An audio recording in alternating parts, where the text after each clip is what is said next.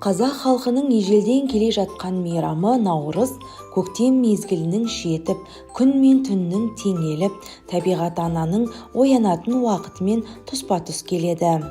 Наурыз парсы тілінен аударғанда жаңа күн дегенді білдіреді. Қазақтар бұл күнді ұлыстың ұлы күні деп атайды. Мерекенің басты тағамы 7 түрлі қоспадан дайындалған наурыз көже.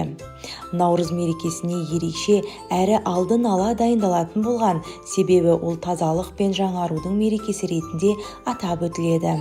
Осыған орай мереке жақындаған тұста үйдің айналасы мен арықтар, жылғаларды тазалап, бұлақтардың көзін ашып, адамдар ең сәнді киімдерін киіп шыққан. Әр үйде дәмге толы бай дастархан жайылған.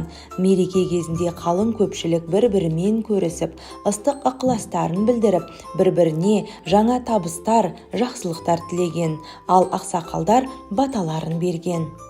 Наурыз мейрамын бүкіл ауыл, ел болып тойлайды.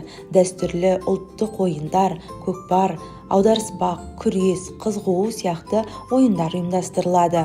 Мереке ән салып, би билеумен, ақындар айтысы қазақша күрес, ат жарысымен жалғасып кете береді.